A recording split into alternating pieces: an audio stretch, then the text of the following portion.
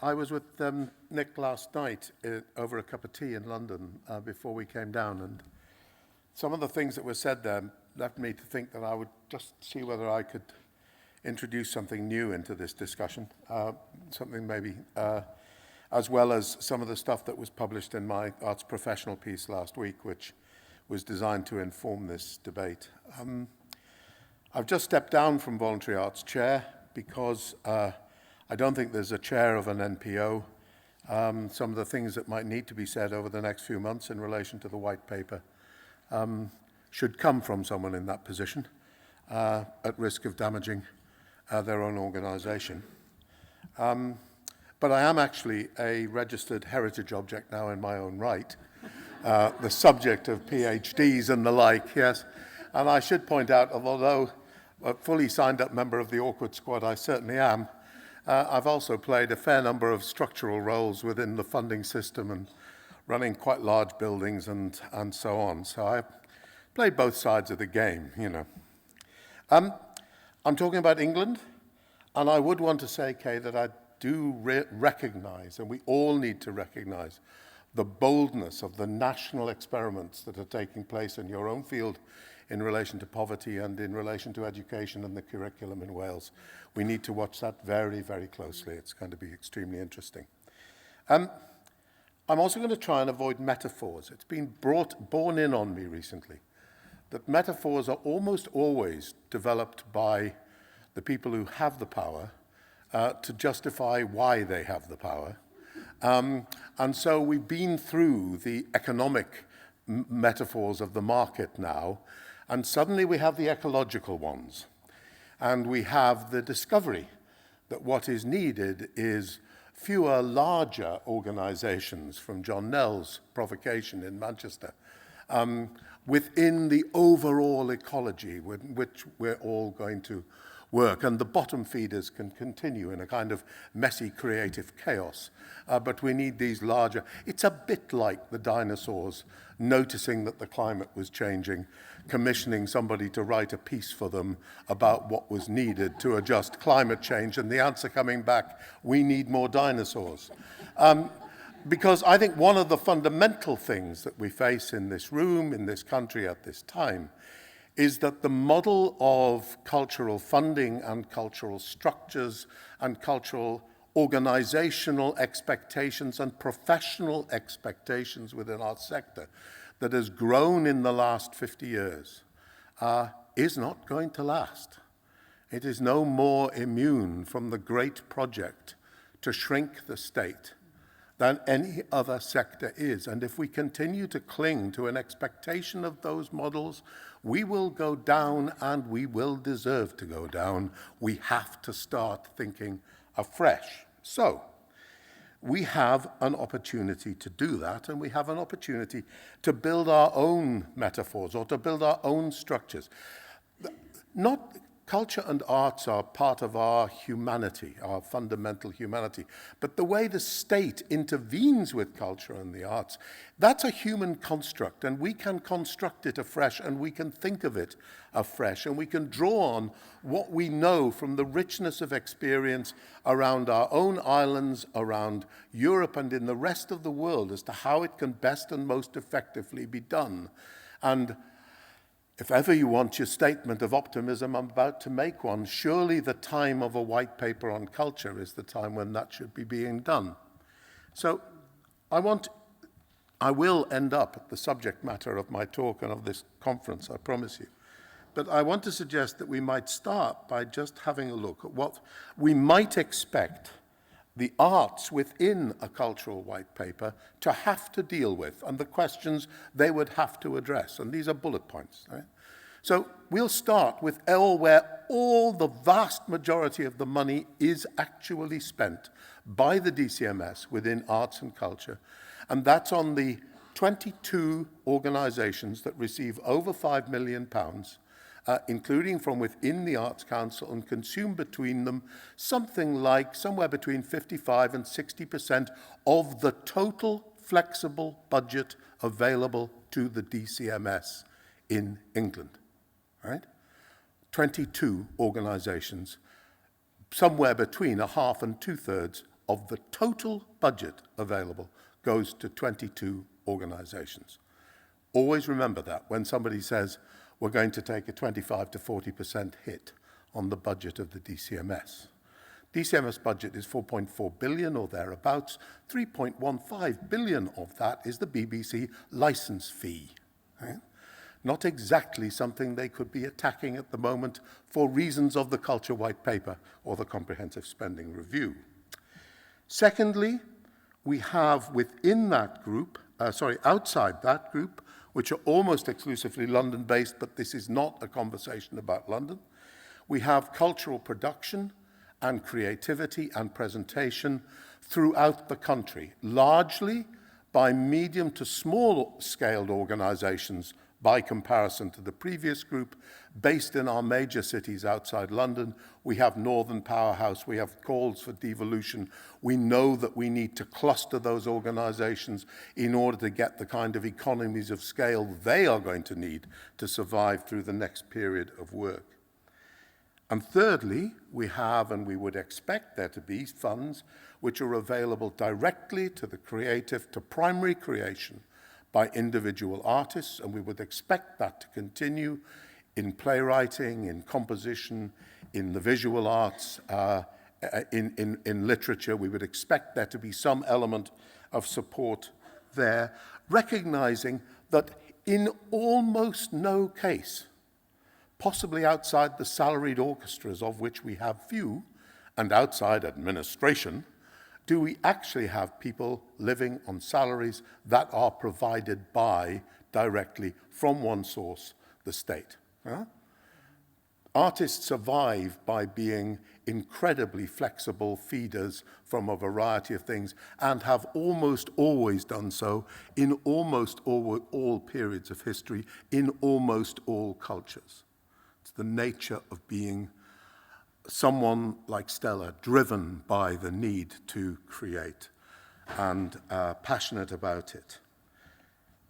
Across those four areas, the national and international, import and export, cultural diplomacy, cultural tourism, the debate between the centre and the regions and the major regional cities, and support for artists, we have the issues of distribution, of diversity, and of confronting and engaging with and trying to find our way around this suddenly transformed universe of digitally based communication which we live in. And this is the sphere of the professional in the arts, as we have come to know them and as Stella talked about them. Once we start pushing beyond that heartland, we get into the social paradigm and we get into the economic paradigm. I want to suggest that before we get there, there's something else which we should consider, and I think it's something that Wales is considering very, very hard at the moment. I don't believe that the arts, as I've just described them, generally speaking, impact directly on either society or the economy. I think that what the arts impact upon is our culture. And Bengt Göransson, who was for a long time the Swedish Minister of Culture under the Social Democrats in Sweden, when he came over, when Maggie was under the sway of the Adam Smith Institute and wondering whether she ought to continue funding the arts at all, he was asked why in Sweden they funded the arts. He said, it's very simple. He said, we live in a time of rapid change and accelerating change, driven largely by technology. And in a time of rapid change, the thing that makes people unhappy is an inflexible culture. And the arts are the masseur of culture. It's the arts that keeps our culture flexible. It's the arts that enables our culture to move forward. It's the arts, it's the joke, it's the new television series, it's the pop song, it's the protest song, it's the film, it's whatever you want to talk about. Now, it's also politics, an honorable profession, and it's also the drivers of the market and commercialization. But in all three of those, politics, the market and marketing, and the arts, you will find creativity at work, not least in the political sphere. So I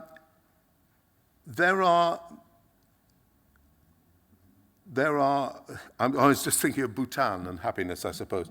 So I think there's one of the ways in which we need to think about the role that the arts has is its reaction on culture, and then through cultural change, the ability for the thinking about the economy to change and then thinking about society to change.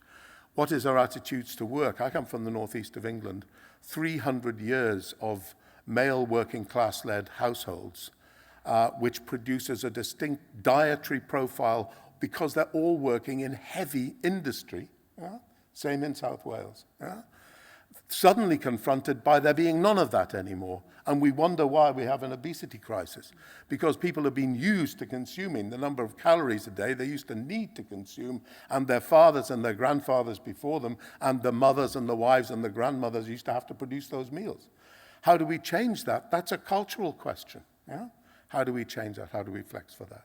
So, I'll deal with economy and then I'll come to society. On the economy, there is a very, very interesting area of the creative industries driven by the creation of new intellectual property and the exploitation of that, which is an area that belongs wholly to the market. And as long as arts people recognize that it does belong wholly to the market and that we fly or fail in relation to market and commercialization, then fine. But that's a hard, hard world out there, and you play with it at your peril.